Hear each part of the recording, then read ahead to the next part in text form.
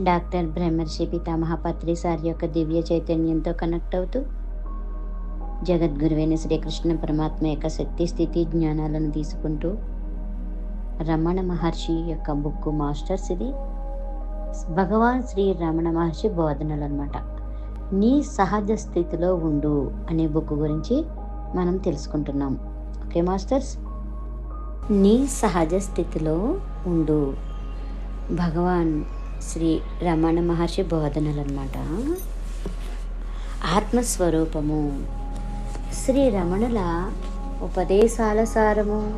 వారు తరచూ బోధించేది ఇది. అన్నింట అంతర్లీనమైన సత్యం ఒక్కటే.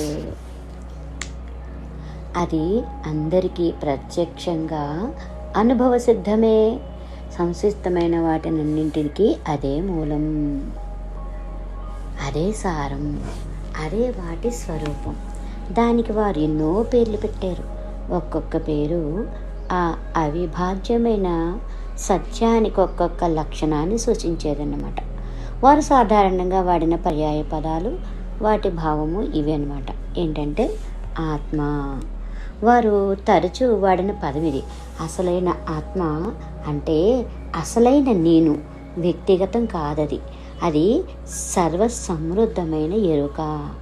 అది పైకి గోచరించే వ్యక్తిగత అనుభవం కాదు. దానికి వ్యక్తిగత అహానికి తేడా ఉన్నది. నిజానికి ఈ అహానికి ఉనికి లేనే లేదు. దీనిని మనస్సు కల్పిస్తూ ఉంటుందన్నమాట. ఆత్మని అనుభవ సిద్ధం చేసుకోనీదు ఈ మనస్సు. ఆత్మ ఎప్పుడు సంసిద్ధంగా రెడీగానే ఉంటుంది, ఎప్పుడూ అనుభవ సిద్ధమే. కానీ ఎన్నో అవరోధాలను కల్పించే మానసిక వాసనలు అణిగినప్పుడే ఆ అనుభవం ప్రత్యక్షంగా తెలియవస్తుంది. నిత్యము నిరంతరంగా ఆ ఆత్మని ఎరిగి ఉండటమే ఆత్మసాక్షాత్కారం అంటే. సచ్చిత్ ఆనందం ఇదొక సంస్కృత పదం అన్నమాట. దీనినే ఉనికి, చైతన్యం, ఆనందం అనవచ్చు. ఆత్మ అనేది విశుద్ధ స్థితి. నేనున్నాననే ఎరుక. అయితే ఆ ఎరుకలో నేనిది, నేనది అన్న భావం ఉండనే ఉండదు అనేవారు శ్రీరమణులు. ఆత్మలో కర్త కానీ కర్మ కానీ ఉండవు. అది కేవలం ఎరుకే. ఈ ఎరుక చైతన్యవంతం అవటం వల్ల దానినే చైతన్యమని కూడా అంటారు. ఈ చైతన్యాన్ని ప్రత్యక్షంగా అనుభవించటమే నిరవధికమైన సంతోషం. అందువల్ల దానిని ఆనందమని కూడా అంటారనేవారు శ్రీరమణులు. అంటే ఉనికి, చైతన్యం, ఆనందం వేరువేరుగా కాక ఆత్మకి ఒకే ఒక లక్షణంగా అనుభవ సిద్ధమవుతాయి అన్నమాట. చేమ, పారదర్శకత్వము, ద్రవరూపము నీటికి లక్షణాలు కదా. వీటిని నీటి నుండి విడదీయలేము. అట్లాగే ఆత్మకి ఆ మూడు లక్షణాలు అవిభాజ్యమైనవన్నమాట. భగవంతుడు. ఈ విశ్వమంతా ఆత్మ యొక్క శక్తి వల్లనే నిలబడుతోందనేవారు శ్రీరమణులు. ఆస్తికులు ఈ శక్తిని సాధారణంగా భగవంతునికి ఆపాదిస్తారు. కనుక శ్రీరమణులు ఆత్మకి భగవంతుడనే పర్యాయ పదాన్ని వాడేవారు. అట్లాగే తాత్వికులు ఉపయోగించే పదం బ్రహ్మమని, భగవంతుని నామాలలో ఒకటైన శివ అనే పదాన్ని కూడా ఉపయోగించేవారు. శ్రీరమణుల దృష్టిలో భగవంతుడు సాకారుడు కాదు, విశ్వంబరుడైన నిరాకారుడు. ఆయన విశ్వాన్ని సృష్టించలేదు. కానీ ఆయనకి గల శక్తికి విశ్వం ఒక బాహ్య రూపం మాత్రమే. ఆయనని విశ్వం నుండి విడదీయలేము. కానీ విశ్వం యొక్క ఉనికి కానీ లేమికి కానీ ఆయనని ప్రభావితం చేయదన్నమాట. హృదయం. ఆత్మ గురించి చెప్పేటప్పుడు శ్రీరమణులు హృదయం అనే సంస్కృత పదాన్ని ఉపయోగించేవారు. ఈ పదానికి అసలైన అర్థం ఇది కేంద్రమని. ఈ మాటని వాడినప్పుడు ఈ కేంద్రానికి కానీ ఆత్మకి కానీ ఒక నిర్ణీతమైన స్థానం ఉందని వారెప్పుడూ సూచించేవారు కారు. వారు సూచించిందల్లా అభివ్యక్తమైన వాటన్నిటికీ మూలం ఆ కేంద్రమే జ్ఞానం. ఆత్మానుభవాన్ని ఒక్కొక్కసారి జ్ఞానం అంటారు. అంటే ఆత్మ నెరిగిన వ్యక్తి అంటూ ఎవరో ఉన్నారని అర్థం కాదు. ఆ ఆత్మజ్ఞానం కలిగిన స్థితిలో పరిమితమైనటువంటి వ్యక్తి అంటూ ఎవ్వరూ ఉండరు. అసలు ఆత్మకి భిన్నంగా ఏదీ లేదు, ఎరగవలసింది లేదు. జ్ఞానం ఒక అనుభవనీయమైన పదార్థం కాదు. అంతేకాక తెలుసుకునేవానికి భిన్నమైన స్థితి కూడా కాదు. ప్రమేయం పదార్థం అర్ధాంతమైన అయిపోయిన స్థితి అది. అటువంటి స్థితిలో సంస్థితమైన వాడు జ్ఞాని. తుర్యాతీత సాపేక్ష చైతన్యానికి 3 స్థితులున్నాయని హిందూ తత్వం చెప్తుంది. అవేంటంటే జాగృతి, స్వప్న, సుషుప్తులు అన్నమాట. పైకి కనబడే ఈ 3 తాత్కాలిక స్థితులకు మూలాధారం ఒకే ఒక సత్యం, ఆత్మే అంటారు శ్రీరమణులు. అందువల్ల ఒక్కొక్కసారి వారు ఆత్మని తుర్య స్థితి అంటే 4వ స్థితి అనేవారు. అప్పుడప్పుడు తుర్యాతీత స్థితి అంటే 4వ స్థితికి అతీతమైనది అనే పదాన్ని వాడేవారు. ఇట్లా అనటంలో వారి ఉద్దేశం ఇది. నిజానికి 4 స్థితులు లేవని, ఉన్నదల్లా సత్యమైన ఒకే ఒక స్థితి అని, అది ఎన్నటికీ అతీతమని. ఇతర పదాలు ఆత్మకి వేరే 3 పదాలు గమనార్హం. ఆత్మే వ్యక్తికి నిజమైన స్వస్థితి అనేవారు శ్రీరమణులు. ఈ కారణంగా వారు సహజ స్థితి అని, స్వరూపమని అనేవారు. సహజ స్థితి అంటే సహజంగా ఉండే స్థితి, స్వరూపం అంటే అసలైన రూపం లేక తత్వమని అర్థం. ఒక్కొక్కసారి వారు మౌనం అనే పదాన్ని కూడా ఉపయోగించేవారు. అంటే ఆత్మ నిశ్శబ్దంగా, ఆలోచనారహితంగా, నిరుపహటికమైన శాంతిలో ఉండేదని భావం అన్నమాట. ఆ స్థితిని వర్ణించలేము ఎవరిని కూడా. ఆ స్థితే అతడన్నమాట. అయితే ఒకటి, మనం సాక్షాత్కారం అనే మాటని యథాలాపంగా అంటాము. అంతకంటే మంచి పదం లేక ఎల్లవేళలా ఏది సంస్థితమైన సత్యమో దానిని సాధించటమేమిటి, మరి ఎట్లా ప్రశ్న అడిగారు ఒకరు. మీరు ఒక్కొక్కసారి మౌనమే ఆత్మ అంటారు, ఎందుచేత? జవాబు చెప్తున్నారు ఆయన. ఆత్మలో సంస్థితమైన వారు భావాలు లేని సౌందర్యంలో ఉంటారు. వారు భావించవలసింది ఏమీ లేదు, అంటి పెట్టుకుని ఉండవలసిందల్లా మౌనానుభవాన్నే. ఆ పరిస్థితిలో తానుగా ఉండడం తప్ప వేరే సాధించవలసింది ఏమీ ఉండదు. ఇంకొక ఆయన ప్రశ్న అడిగారు, మౌనం అంటే ఏమిటి? వాక్కుకి, భావానికి అతీతమైన స్థితే మౌనం అంటే.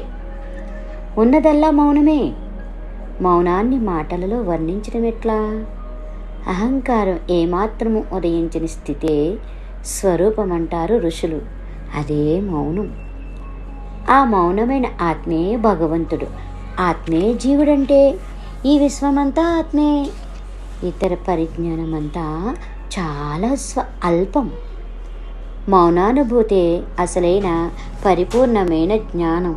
పైకి కనపడేదే తేడాలన్నీ నిజం కావని, అవన్నీ ఆత్మపై పడే ముద్రలేనని గ్రహించు.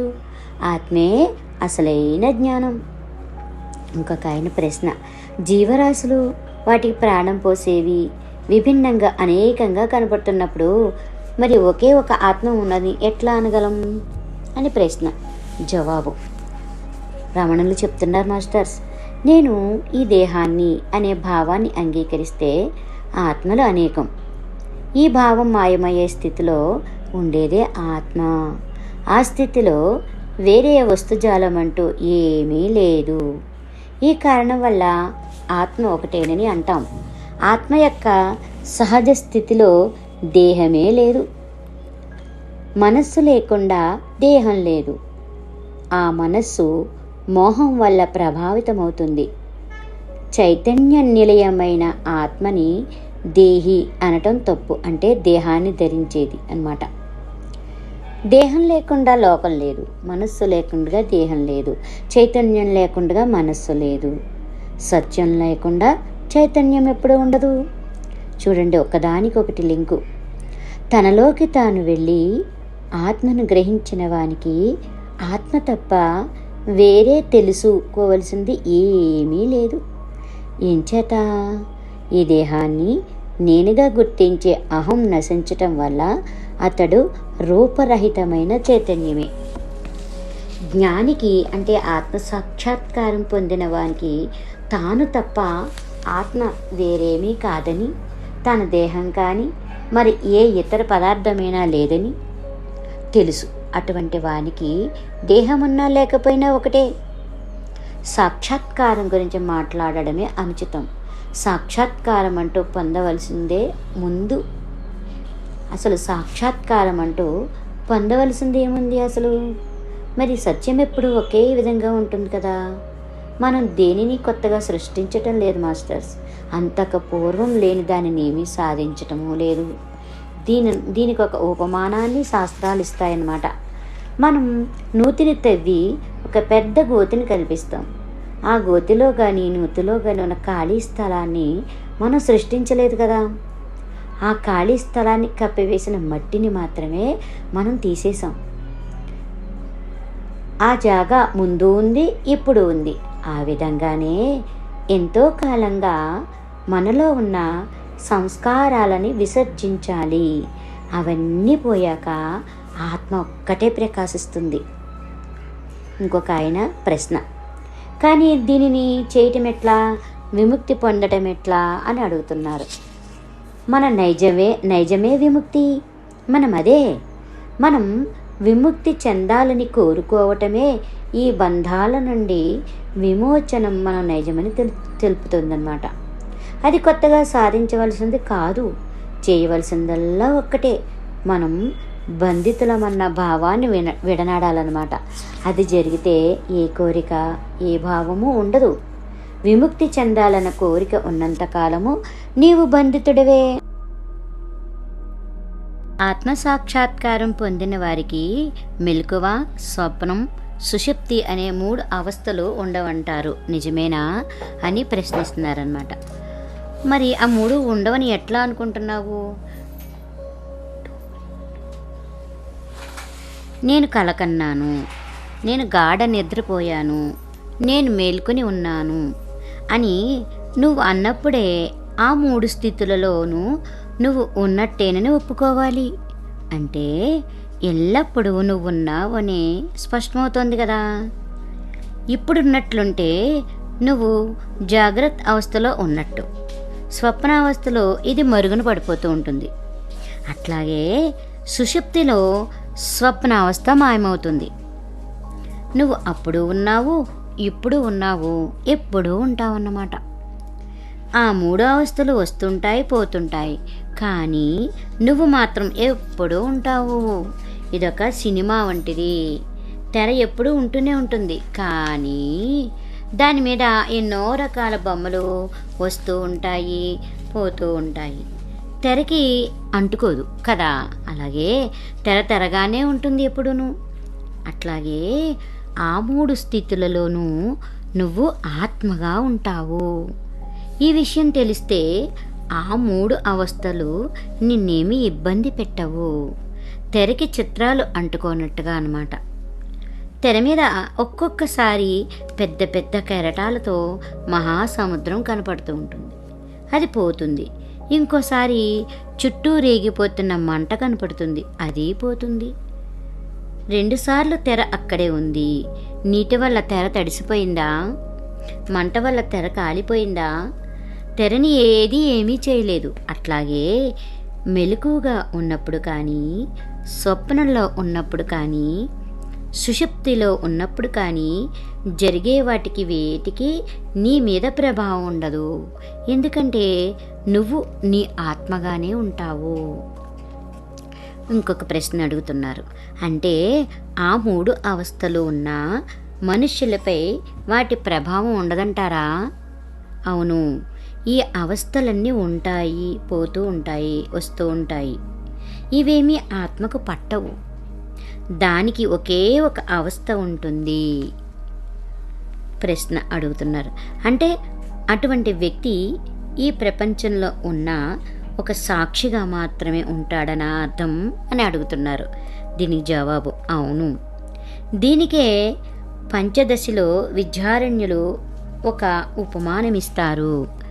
నాటకశాలలో రంగస్థలం మీద పెట్టిన దీపాన్ని నాటకం జరుగుతున్నంతసేపు ఆ దీపం ఏ విచక్షణ లేకుండా అన్ని పాత్రధారులని కనబడేట్టు చేస్తుంది. వాళ్ళు రాజులైనా, సేవకులైనా, వర్తకులైనా, ప్రేక్షకులైనా సరే. మరి ఆ దీపం నాటక ప్రదర్శనకి ముందు ఉంటుంది, ప్రదర్శన జరుగుతున్నప్పుడు ఉంటుంది, నాటకం ముగిసిన తర్వాత కూడా ఉంటుంది.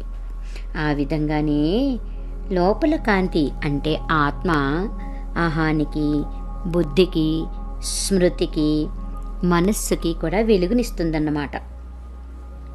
దానికి మాత్రం పెరుగుదల, క్షీణించటం అంటూ ఏమీ ఉండవు. గాఢ నిద్రలో ఇతర అవస్థలలో అహం ఉన్నట్టు అనిపించకపోయినా ఆత్మ మాత్రం ఏ గుణము లేకుండా ప్రకాశిస్తూనే ఉంటుంది ఎల్లప్పుడూ కూడా. అసలు ఆత్మ సాక్షి అనే భావం మనస్సులో ఉన్నదే అన్నమాట. అది ఆత్మ గురించి కేవల సత్యం కాదు. సాక్షీభూతం అనటానికి పదార్థాలతో సంబంధం ఉంటుంది. ఆ సాక్షి పదార్థము మనస్సుచే కల్పింపబడినవే కదా. మళ్ళీ ఇంకో ప్రశ్న అడుగుతున్నారు. చైతన్యానికి గల ఆ 3 స్థితులు తురియావస్థకి ఏ విధంగా తక్కువ?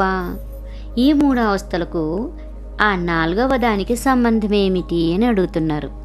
దానికి రమణులు చెప్తున్నారు జవాబు.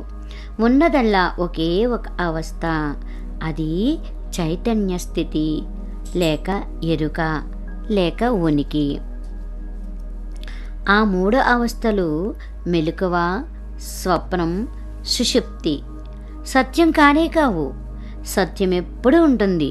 అన్ని అవస్థలలోనూ ఉండే ఆ నేను, ఆ ఉనికే సత్యం అసలు. మిగిలిన 3 వాస్తవాలు కావు. అందువల్ల వాటికి ఎంత సత్యం ఉందో చెప్పడం కష్టం. స్థూలంగా ఇట్లా కూడా చెప్పవచ్చు. ఉనికి లేక చైతన్యం ఒక్కటే సత్యం. చైతన్యానికి మెలకువని జోడించిన స్థితిని జాగ్రత్త అవస్థ అంటాం. అట్లాగే చైతన్యానికి నిద్రని జోడించిన స్థితిని సుషుప్తి అంటాము. అలాగే చైతన్యానికి కళని జోడించిన స్థితిని స్వప్నావస్థ అంటాం. అన్ని చిత్రాలు వస్తూ పోతూ ఉండే తెర చైతన్యం అన్నమాట. ఆ తెర సత్యం. చిత్రాలు దానిపై కదలాడే నీడలు. ఎంతో కాలంగా అలవాటైపోయిన కారణంగా ఈ 3 అవస్థలని నిజమని భావించి ఎరికలేక చైతన్య స్థితిని 4వ అవస్థ అంటాము. 4వ అవస్థ అంటూ ఏమీ లేదు. ఉన్నదల్లా ఒకే ఒక అవస్థ. నిజానికి స్వప్నావస్థకి జాగ్రత్త అవస్థకి ఏమీ తేడా లేదు. ఎటొచ్చి స్వప్నావస్థ తక్కువది, జాగ్రత్త అవస్థ పెద్దది అన్నమాట. 2 మనస్సుకి ఫలితాలే. జాగ్రత్త అవస్థ ఎక్కువ కాలం ఉంటుంది కాబట్టి అదే మన నిజస్థితి అని ఊహించుకుంటూ ఉంటాము. అసలు మన నిజస్థితి తురియావస్థ, అది 4వది. అది ఎప్పుడూ ఉంటుంది. దానికి మిగిలిన 3 అవస్థల గురించి తెలియదు. ఈ 3ంటిని అవస్థలంటూ ఉంటాం కాబట్టి 4వ దానిని తురియావస్థ అంటాం. అది ఒక అవస్థ కానే కాదు. అది ఆత్మ యొక్క నిజస్థితి, సహజ స్థితి అన్నమాట. ఇది గ్రహిస్తే తురియ 4వ స్థితి కాదని తెలుస్తుంది. దానిని మిగిలిన 3ంటికి జోడిస్తే 4వది అవుతుందన్నమాట. అది తురియాతీత స్థితి. మళ్ళీ ఇంకొక ప్రశ్న అడుగుతున్నారు మాస్టర్స్. ఈ 3 అవస్థలు ఆత్మ అనే అసలైన తెర మీదకి ఎందుకు వస్తూ పోతూ ఉంటాయి? జవాబు, ఈ ప్రశ్నని వేసేదెవరు? ఈ అవస్థలు వస్తూ పోతూ ఉంటాయని ఆత్మ అంటోందా? ఇవి వస్తూ పోతున్నాయనేది ద్రష్టే. ద్రష్ట దృశ్యము కలిస్తే మనస్సు అవుతుంది. మనస్సు అంటూ ఏదైనా ఉన్నదేమో గమనించు. మనస్సు ఆత్మలో లీనమైనప్పుడు ద్రష్ట లేడు, దృశ్యము లేదు. కాబట్టి నీ ప్రశ్నకి సరైన సమాధానమిది. అవి రాను రావు, పోను పోవు. ఎల్లప్పుడూ ఉండేదల్లా ఆత్మ ఒక్కటే. ఆ 3 అవస్థలు చింతన లేకపోవడం వల్ల ఏర్పడేవే. చింతన వాటిని అంతమొందిస్తుంది అన్నమాట. ఎంత విడమర్చి చెప్పినా ఆత్మ సాక్షాత్కారమయ్యే వరకు సత్యం తేటతెల్లం కాదు. అది జరిగిన తర్వాత అంతకాలము స్పష్టంగా ఎల్లవేళలా ఉండేదానిని ఎట్లా చూడలేకపోయానా అని ఆశ్చర్యం కలుగుతుందన్నమాట. మళ్ళీ ఇంకొక ప్రశ్న అడుగుతున్నారు మాస్టర్స్. మనస్సుకి ఆత్మకి భేదమేమిటి? ఏమీ లేదు. అంతర్ముఖమైన మనస్సు ఆత్మ, బహిర్ముఖమైతే అహమవుతుంది, ప్రపంచమవుతుంది. ప్రతి రకరకాల బట్టగా తయారైనప్పుడు వేరు పేర్లు పెడతాం కదా మరి. కానీ బట్టలన్నీ ప్రత్తే కదా, అలాగే నగలన్నీ బంగారమే కదా. సత్యం ఏకం, నామాలు రూపాలు అనేకం. అయితే ఆత్మకి భిన్నంగా మనస్సు ఉండదు. అంటే దానికి స్వయం ప్రతిపత్తి లేదన్నమాట. ఆత్మ మనస్సు లేకుండా ఉంటుంది, కానీ ఆత్మ లేకుండా మనస్సు ఎప్పుడూ ఉండలేదు మాస్టర్స్. మరి ఇంకొక ప్రశ్న అడుగుతున్నారు. బ్రహ్మాన్ని సచ్చిదానందం అంటారు కదా, అంటే అర్థమేమిటి? అవును, నిజమే. సంస్థితమైనది సత్, దానినే బ్రహ్మం అంటారు. సత్ యొక్క కాంతి చిత్, దాని స్వరూపం ఆనందము. ఇవి సత్కి భిన్నంగా కావు. మూడింటిని కలిపి సచ్చిదానందం అంటారు. మళ్ళీ ఇంకొక ప్రశ్న అడుగుతున్నారు మాస్టర్స్. ఆత్మే సత్ చిత్తు. అటువంటప్పుడు ఆత్మకి సత్ అసత్తులకి చేతన చేతములైన వాటికి భేదం ఉందని ఎట్లా అంటారు అని అడుగుతున్నారు ప్రశ్న. జవాబు: ఆత్మ సత్తే, అన్నీ దానిలో ఉన్నాయి. ఆత్మకి సంబంధించినంత వరకు ద్వయీభావానికి తావులేదు. అంటే అది సత్యమా అసత్యమా అని. అందువల్లే ఆత్మ సత్ అసత్తులకి భిన్నం అంటారన్నమాట. ఆ విధంగా ఆత్మ చైతన్యమైంది. అందువల్ల ఆత్మ ఎరగవలసింది కానీ ఎరుక కలిగించవలసింది కానీ ఏమీ లేదు. ఆ కారణంగా ఆత్మ చేతనాచేతములైన వాటికి భిన్నమంటారు. పరమమైనది సచ్చిత్ ఆనందము. అంటే అది అసత్ కాదు, అచిత్ కాదు, అనానందం కూడా కాదు. మనం దృశ్యమానమైన ప్రపంచంలో ఉండటం వల్ల ఆత్మని సచ్చిత్ ఆనందం అంటూ ఉంటామన్నమాట. మళ్ళీ ఇంకొక ప్రశ్న వేస్తున్నారు. మన సహజ స్థితి ఆనందం అంటారు ఏ విధంగా? జవాబు చెప్తున్నారు.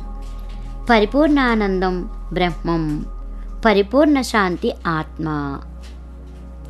సంస్థితమైనదంతా అదే, ఆ చైతన్యమే. ఆనందం ఆ ఆత్మ యొక్క స్వరూపం. పరిపూర్ణమైన ఆనందమే కానీ ఆత్మ మరేమీ కాదు.